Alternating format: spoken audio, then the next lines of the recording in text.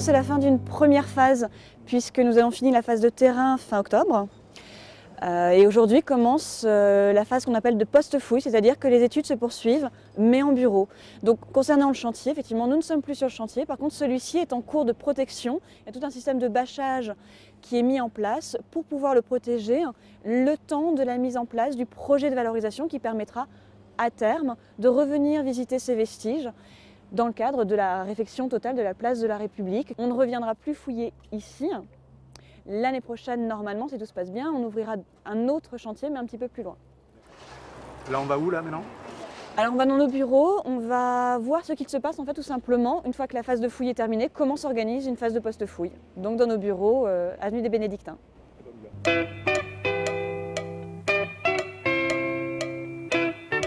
On est dans la salle de lavage d'EVA, où l'ensemble du mobilier, du coup, est acheminé ici pour être lavé avant d'être dispatché auprès des spécialistes. À partir du moment où un objet du mobilier est découvert sur le terrain, il est inventorié déjà, il a un numéro dès la phase de terrain. Il est mis en sachet avec une fiche d'inventaire dès le terrain. Et donc ce numéro va le suivre tout au long de sa vie, j'ai envie de dire, depuis sa découverte sur le terrain, jusqu'à son passage ici pour être nettoyé, puis chez le spécialiste qui va l'étudier, enfin quand il sera rendu à l'état. Donc à chaque fois, ce numéro va le suivre et le but effectivement, c'est de ne jamais casser le lien entre l'objet et son numéro. On met des objets dans un lave-vaisselle pour les laver, comment ça se passe? Non, je les lave à la brosse à dents. Je vais vous ouvrir un paquet, je vais vous montrer.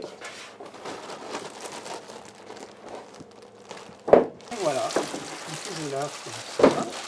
C'est tout simplement l'eau qui reste le meilleur moyen pour... Oui, oui. Quand c'est assez solide, on peut laver comme ça. Quand c'est très fragile, on remplit d'eau, on nettoie dedans. Donc il faut bien faire attention à enlever toute la terre parce que les spécialistes peuvent être amenés à recoller. Donc bien nettoyer sur les tranches. Il faut bien enlever la terre. Voilà. On secoue bien. S'il y a des pathologies sur l'os, il faut que ça soit bien nettoyé.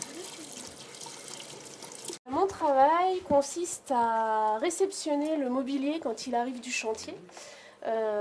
Il est rangé dans des caisses comme on voit ici et tout est trié par matière. On a du métal, des ossements animaux, des ossements humains, on peut avoir du verre, de la céramique. Donc dispatcher tout ça aux différents spécialistes, le réceptionner ensuite à la fin des études. Et surtout, le gros travail, c'est un travail d'inventaire. Donc chaque petit sachet, chaque objet a sa fiche. En fait, c'est la traçabilité de l'objet, le nom de la commune, le nom du site, la matière, là c'est mètre pour le métal, avec tous ces identifiants pour savoir dans quelle couche et dans quelle structure ils ont été trouvés, la date du prélèvement, etc. Et surtout, le plus important, c'est donc, là c'est pas encore fait, mais on met un numéro d'inventaire. Chaque objet, chaque sachet, on lui attribue un numéro d'inventaire. C'est le numéro qui le suit dans tout son traitement, l'étude, le traitement, etc. Jusqu'à la fin, au moment du rendu, on rend tout le mobilier au service régional de l'archéologie, donc à l'État. Parce que le mobilier, nous, on n'en est pas du tout propriétaire, on en est juste dépositaire, on l'a seulement pour le temps de l'étude.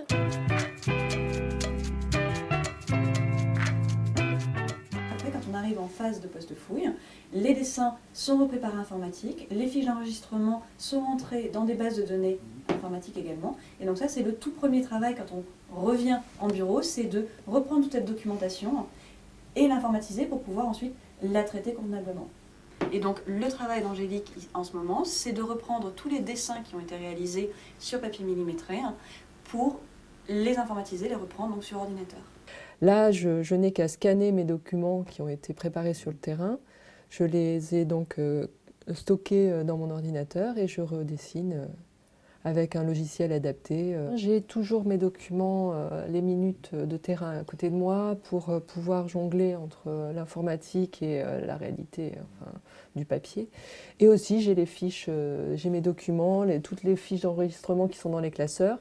Toutes les données qu'on a compulsées pendant ces mois de fouilles sont à côté de moi pour m'aider à m'imprégner de ces structures, à mieux les comprendre et à mieux les analyser. Le dessin est effectivement un exercice technique qui répond à des codes très très précis. Quand on regarde une fiche d'enregistrement sur le terrain, on a forcément le nom du site qui apparaît, on a forcément la date, on a forcément l'échelle également qui apparaît, et on a également, si vous regardez, c'est pas seulement le pierre à pierre qui nous intéresse, mais c'est aussi de reporter sur ce dessin les enregistrements, à savoir que si vous regardez, chacun des murs, chacun des niveaux que l'on a pu différencier porte un numéro, et ce dessin sert de support à l'enregistrement aussi de ces numéros d'enregistrement.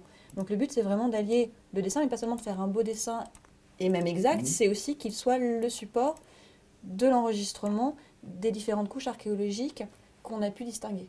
En fait, notre mission en tant qu'archéologue, c'est de produire un rapport final d'opération, qui est un document scientifique, qui est réellement de la matière grise, qui a pour objectif d'expliquer le site, d'expliquer aussi bien ce que l'on a découvert que ce que l'on arrive à en interpréter. Ce n'est pas un document de vulgarisation.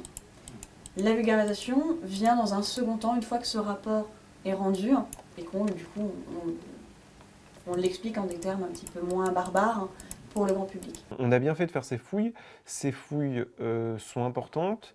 Là, on se lance dans un rapport qui va durer un long moment avant qu'on ait les conclusions définitives, puisqu'il y a beaucoup de personnes qui vont travailler dessus. Donc on va faire aussi des analyses en laboratoire qui vont souvent prendre du temps. Donc après, il va falloir faire le bilan de toutes ces données et en tirer des conséquences. Mais d'ores et déjà, on sait qu'on va avoir une vision assez nouvelle des choses qui se passent sur la place de la République. Et de toute façon, le site est tellement riche et complexe que je pense même qu'au bout de 2 ans, on n'aura peut-être pas fait le tour. Mais on a mis au jour un site qui maintenant va, j'aurais presque envie de dire, alimenter la recherche, les chercheurs, pour des années. Notre équipe ne fera sans doute pas le tour de toutes les questions qu'un site de cette importance se pose, et peut-être pendant 10 ou 20 ans, les gens se disputeront sur les vestiges, sur les comparaisons avec d'autres sites et sur des choses comme ça. Alors on va essayer de dégrossir au maximum, c'est notre travail pendant 2 ans, de faire les choses, mais on sait très bien que le site est d'une telle importance que on fera déjà qu'un premier bilan, et vraisemblablement ce site va vraiment agiter la communauté scientifique pendant un bon moment.